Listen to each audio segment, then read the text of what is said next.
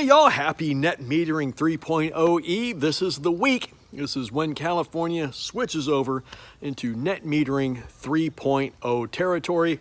Armageddon, cats and dogs living together, mass hysteria, and the entire solar landscape is changed forever. Or some people would have you believe.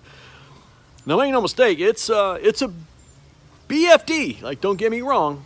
And as I've said in other TikTok videos, utilities don't care about you, right? I'm not going to get into it in the politics and all that because I already covered it, but they don't give a shit about you. And they're making that very clear. They want to make sure that you're using their power to charge your energy storage system, that you're using their power to charge your electric vehicle and to power your home instead of your own power. And what does that have to do with this Net Metering 3.0? Well, as its name implies, this is the third iteration of California's net metering policy. And I think it was back in December last year when the Public Utilities Commission voted unanimously to drop the incentives that you would get as a California customer for SDG&E, SMUD, PG&E, all the utility, doesn't matter. They did reduce the rate that you get for your kilowatt hours that you send into the grid. So for Net 2.0, for the next 3 days or so, you're going to get about 22 cents a kilowatt hour. Yeah, not bad, considering we're paying around 30, right? But starting on April 14th, I believe, it drops down 75% cut, so right around 5 or 6 cents. Yeah, 5 or 6 cents. And that's why everybody's scared. That's why the solar companies are scared. Yeah, and why is that? Well, because now, ice cream man. Now, if I wasn't shooting this video, I would be chasing that guy down with $3.25 for a freaking orange sickle. Love those things, right? Anyway, when the rates change, solar companies, and particularly salespeople that sell solar, are shaking in their boots, right? They don't know how, not all of them, okay? Some of them don't know how to sell the value of solar, right? Other than this really short ROI. Man, I got airplanes, everything around here, sorry. And so I know a lot of companies that lead with this. Oh man, they knock on your door, they leave a brochure, whatever it is, and they say, hey, we're gonna install this solar, you're gonna have a payback in 5, 6, 7 years. Bam, then it's all gravy from then on. And that was the big selling point. Yeah, and I mean, that's pretty good. After NEM 3.0, we're back to 9, 10 years for a return on investment or a payback, right? And I got my own thoughts on that. And I'm not the smartest, rocket surgery guy, okay? I'm not.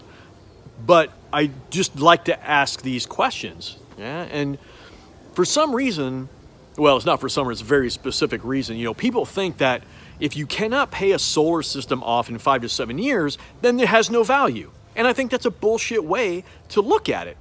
Yeah, the people that told you that are the big box solar companies. Yeah, and I'm not ragging on them. They really got solar to, be in all kinds of places, all kinds of financing, and all different income levels were able to afford solar. But what they did to sell that is tell you that you would be able to pay off this system in 5 to 7 years. Okay, fine, that's a selling point. It's not the only selling point, but they made a BFD about that.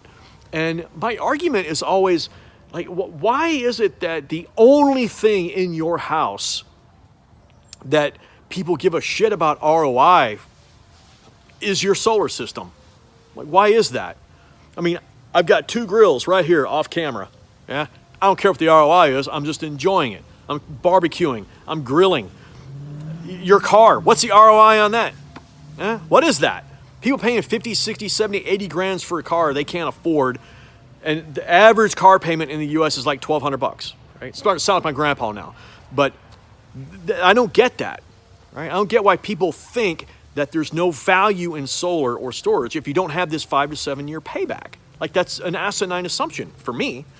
Because when you look at a lot of studies, when they talk to people about why they went solar and or storage, if there was an attach rate to that, like, why did you do it? Why did you jump in? The number one answer wasn't because I got a freaking 5 to 7 year ROI. I wasn't there. The top one is they wanted to save money on their utility bill because they have a freaking antagonistic utility that's gouging them year after year after year. That was a number one, like high 90th percentile, okay? Number two, in the high 80th percentile, was they wanted disaster resiliency, or in layman's terms, they want to keep the lights on when the grid goes down.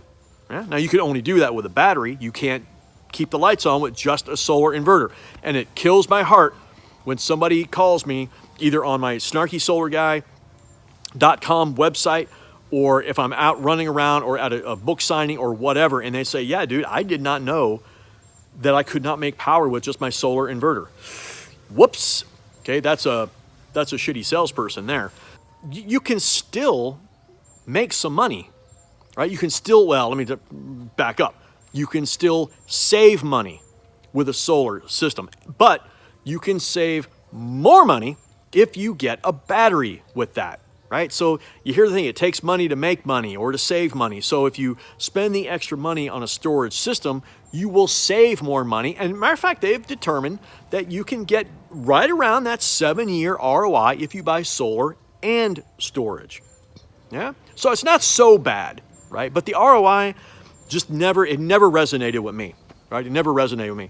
If you want to save money on your bill because you have an antagonistic utility like PG&E, SMUD, SDG&E, then you're going to save money with the solar and storage system. Right? If you want disaster resiliency, you're going to get it with solar and storage. What difference does it make if it takes you 9 to 10 years to pay that thing off? You still get what you get. It's coming, right? And there are people that are scrambling to figure out how they're going to sell solar now. And there's a good reason. Right? Back in 2017, Nevada did almost the same thing that California did. Okay? They cut the net metering thing, and they added a $35 a month surcharge to anybody that owns solar. Huh? How about that? Yay, utilities. In Nevada, when that happened, their solar sales tanked by 90%, 90. Okay, so people are thinking that's what's going to happen here in California. I'm not a doctor, I just play one on TV. What are your thoughts on this whole NEM thing? It can get pretty dicey, particularly whenever there's money involved, right? And I hate those conversations, but it is a big deal, right? So if you're thinking about going solar, it's too late for you, okay? You've got only a couple of days to get your permitting in, and that just ain't gonna happen if you're just kind of dipping your toes in the shallow end. If you wanna go jump in that deep end now, then just know that the rates aren't as attractive, but you still get something, right? It's not that bad, okay? But we'll wait and see. But anyway, that's all I got. Take care.